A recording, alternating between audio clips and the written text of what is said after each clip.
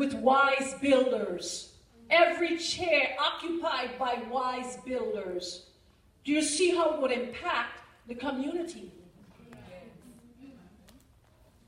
And it also goes on and it says, and through intelligence and insight, the enterprises are established and endure. Now, why would a woman, and of course this doesn't pertain to any of you women in here, because we don't speak ill of our husbands. We only build up our husbands. But you know, there are people that's watching this, so it's probably for them. Okay. Lack of honor is why a woman would speak ill of her husband and try to control him. And the reason for that is because she thinks she's better. She thinks she knows more. She thinks she's wiser. She thinks she's smarter. And then it boils down to this. She wishes that he would be like her.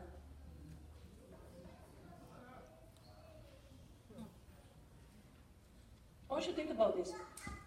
Women, wives, women that were married, wives, what's your greatest complaint about your husband? Think about it. And then this is what I want you to think about. You're seeing it through your eyes.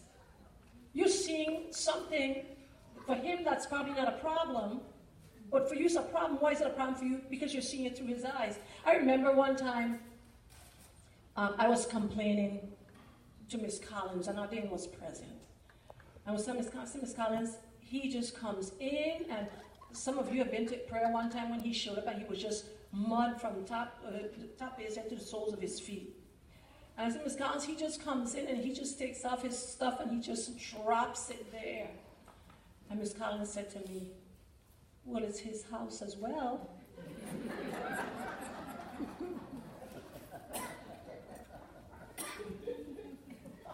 See, in my mind, I wanted him to be like me.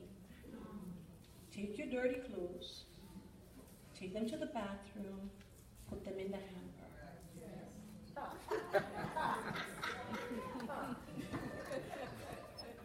But it's little things like that, adding up over time, is what becomes major in families.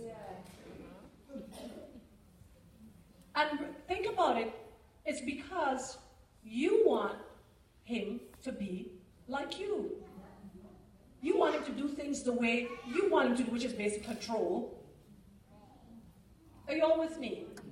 So what I learned to do was I learned to, when he came in and he did that, I learned to go and pick it up.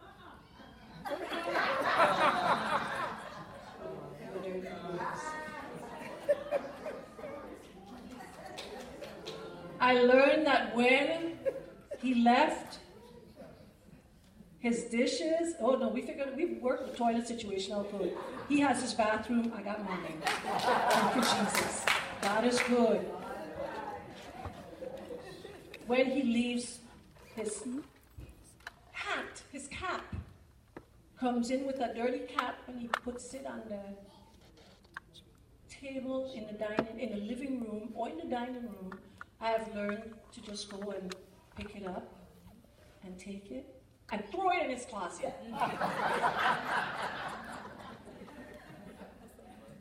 But I don't let him see me do that. Throwing it in his closet, that's my way of... But you'll understand what I mean. We're all different. And it's our differences is what gives us the ability to expand, to grow, to build. Really. If your spouse was exactly like you all be doing the same thing, going nowhere. That other person, your spouse, he comes in with a different perspective. So women, we've got to learn how to let our husbands be the man that God intended them to be. And the husbands, they are not created to do things the way we do it.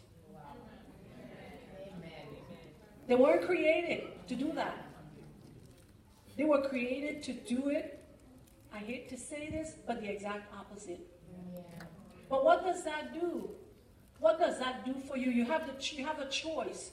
Either be very angry and complain and gripe, like what I used to do before,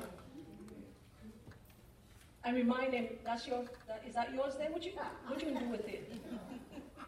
Or you pick it up and let the peace of God and let the long suffering of God develop and grow.